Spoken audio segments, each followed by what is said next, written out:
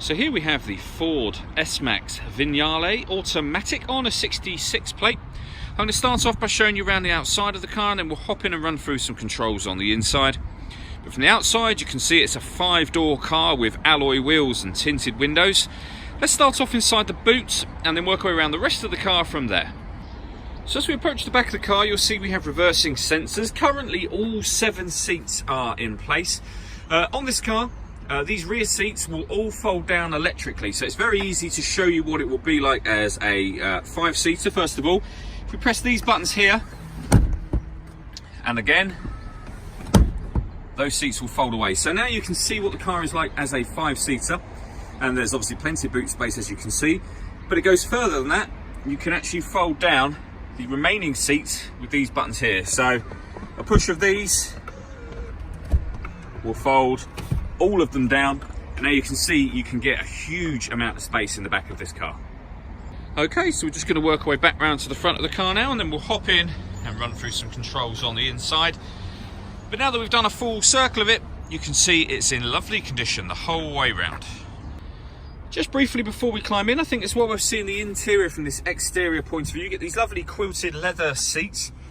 The driver's seat is not only electronically adjustable, but has 3 different memory settings just there. Beyond that, there's plenty to run through on the dashboard, so let's hop in and we'll do that now. Okay, so now that we're inside the car, we're going to start with the dials. On the left-hand side, we have the rev counter, and on the right-hand side, the speedometer. At the bottom in the middle, you can see the total miles on this car, which are 26,923. Below that, it will show you what gear this car is currently in. And then we have 2 computer sections here, and the middle one just there. So the one on the left, we can change information that's displayed on there using buttons on the steering wheel.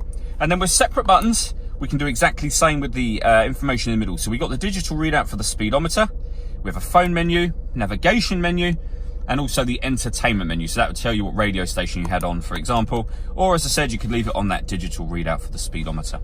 And those buttons that I was using are these ones for that left-hand screen just there. And these ones will control the middle screen. Also on the left of the steering wheel, we've got cruise control and speed limiter. And on the right-hand side, we have stereo controls and voice activation for the phone. So hit that button, ask it to dial anyone in your contacts list, and it will do that for you without you having to take your phone from your bag or pocket. That is, of course, once you paired up your phone, and that is done on the touch screen in the center just here. So before we come back to that, you can see this car's got satellite navigation. There's a full video showing exactly how this works on both our website and on our Facebook page, which are well worth checking out.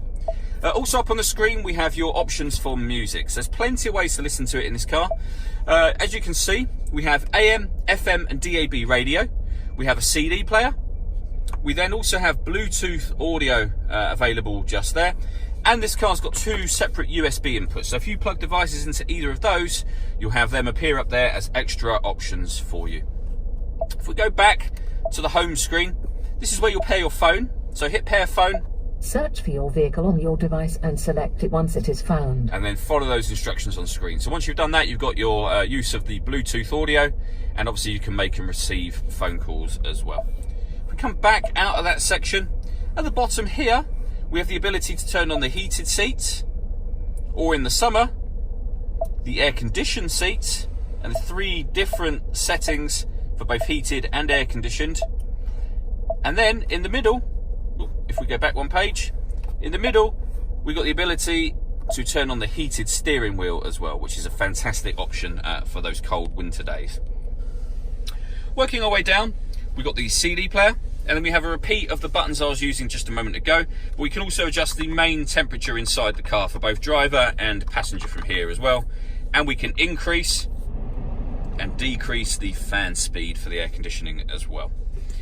Below that, we have 2 separate USB inputs. As I mentioned, you can plug devices into those and they'll appear up on the screen. You can also then just shut that back over again when you're finished.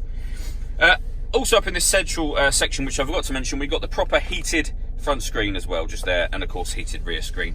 And this is where you'll turn your air conditioning on from here. Fully automatic gearbox is just there. We have an electronic handbrake. This will turn off the parking sensors, and this turns off the stop and start. So this car's designed to cut out when it's stationary in traffic, which will save you fuel. You can turn that off and back on from there. All that leaves me to say is thank you for taking the time to watch this video. If you'd like to come and see the car in person and have a test drive, please feel free to call any of our MJA sites. We'd love to hear from you soon.